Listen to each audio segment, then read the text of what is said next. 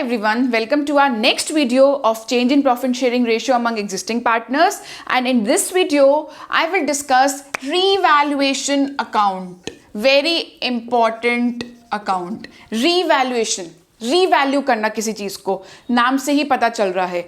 अब हम जब अपने प्रॉफिट शेयरिंग रेशियोज चेंज करते हैं तो हम जितनी भी हमारी बुक्स ऑफ अकाउंट्स में एसेट्स हैं, लाइबिलिटीज़ हैं, उनको हम रीवैल्यू करते हैं, क्योंकि हमने भैया नया अग्रीमेंट बनाना है।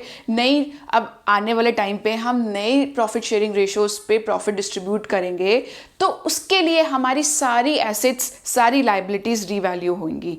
ठीक है जी। तो सबसे पहले मैं बात करती हूँ कि हम किस तरीके से ये अकाउंट बनाते हैं।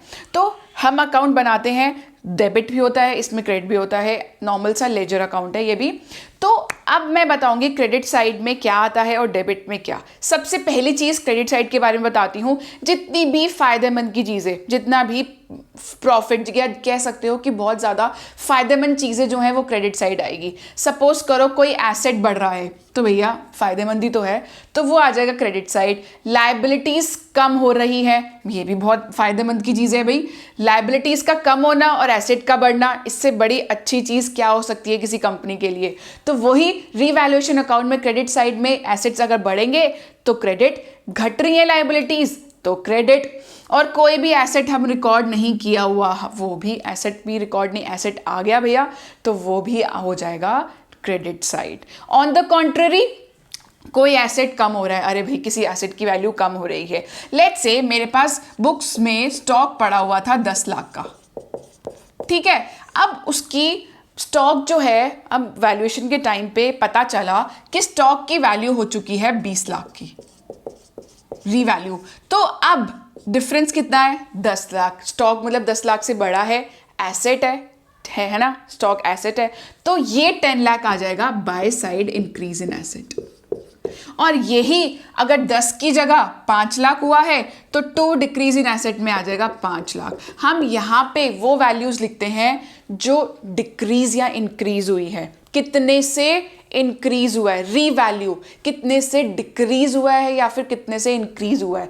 ये स्टॉक की जब हमने वैल्यूएशन करी तो वो डिक्रीज हुआ 5 लाख से, क्यों? 10 लाख था। अगर वो इंक्रीज हुआ है तो 10 लाख में अमाउंट लगाऊंगी।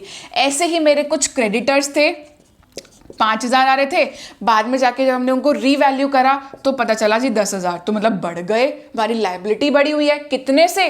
5,000 से। तो मैं यहाँ लिख दूंगी to liabilities, increase in liabilities 5,000। और अगर डिक्रीज हो रही होगी तो मैं यहाँ लिख दूंगी। तो मतलब बढ़ गई लाइबिलिटी तो कंपनी के लिए थोड़ा सा तो नुकसान है, तो वो मैंने डेबिट साइड लिख दिया। अब कोई लाइबिलिटी मैंने रिकॉर्ड नहीं करी, वो भी आ गए।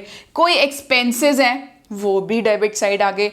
तो इन शॉर्ट जो जो कंपनी को फ़ायदा हो रहा है वो क्रेडिट, इस तरीके से आप याद कर सकते हो, और जो कंपनी को नुकसान हो रहा है वो डेबिट। तो बैलेंसिंग फिगर अगर 2 साइड आ रही है तो ये प्रॉफिट हो गया, तो एकदम प्रॉफिट एंड लॉस अकाउंट जैसे हम बनाते थे। और अगर क्रेडिट साइड आ रही है तो बाय लॉस हो गया। तो ये वाला जो प्रॉफिट है वो ट्रांसफ़र होता है पार्टनर्स कैपिटल अकाउंट में।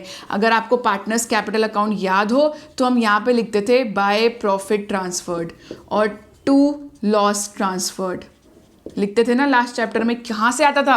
वो रीवैल्यूएशन से आता था। जो प्रॉफिट है वो क्रेडिट साइड ट्रांसफ़र हो रहा है, लॉस है वो डेबिट साइड ट्रांसफ़र हो रहा है टू पार्टनर्स कैपिटल अकाउंट। अब समझ आया क्यों हमारा यहाँ पे to loss transferred from revaluation लिखा होता था या by profit transferred from revaluation लिखा होता है? वो आया ही रिवैल्यूएशन अकाउंट से है। ठीक है जी, सिंपल। और उसके बाद हमने क्या करा? बैलेंसिंग फिगर आ गई। ठीक है जी। अब ये तो रही कि अगर हम वैल्यूज़ को निकाल रहे हैं, उसका चेंजेस कर रहे हैं। व्हाट इफ़ अगर हम चेंजेस ही नहीं कर रहे, तो हम उस केस में करते हैं नेट इफेक्ट। उस केस में हम निकालते हैं नेट इफेक्ट।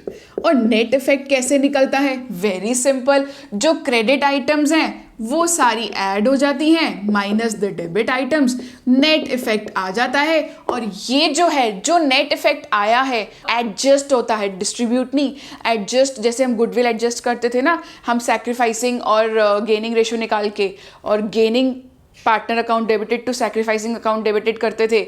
तो इसी केस में हम जो नेट इफेक्ट है वो हम एडजस्ट कर देंगे partners, existing partners capital account. किस तरीके से? हम उनकी गेनिंग रेशो और सैक्रिफाइसिंग रेशो निकाल के gaining ratio partner to sacrificing partner account entry कर देंगे और जो वैल्यू आएगी उसको एडजस्ट कर देंगे। वेरी इजी, बस याद रखिए वैल्यूज़ जो इंक्रीज डिक्रीज हो रही है वही आएगी रिवैल्यूएशन में, और यहाँ पे जो टू प्रॉफिट ट्रांसफ़र जो आया है, और यहाँ पे अगर बैलेंसिंग फिगर है तो टू प्रॉफिट ट्रांसफ़र, और यहाँ पे है तो by loss transfer. Net effect निकालना है तो क्रेडिट के आइटम्स प्लस करेंगे, इसकी माइनस करेंगे, जो नेट इफेक्ट आएगा वो एडजस्ट हो जाएगा, डिस्ट्रीब्यूट नहीं एडजस्ट। हम गुडविल भी एडजस्ट कर देते हैं, एडजस्ट का मतलब है हम गेनिंग और सैक्रिफाइसिंग रेशो निकालेंगे पार्टनर्स की, और उसके अकॉर्डिंग जो गेनिंग पार्टनर होगा वो डेबिट होगा, सैक्रिफाइसिंग पार्टनर क्रेडिट होगा। So that's all for this video. I hope आपको ये रिवैल्यूएशन अकाउंट समझ आ गया हो, और भी अगर कुछ क्वेश्चन पूछना है so do let me know in the comment section. और हाँ, अगर आप मेरी वीडियोस एक्चुअली में पसंद कर रहे हैं so please hit the bell icon, आपको नोटिफिकेशन आती रहेगी। Thank you.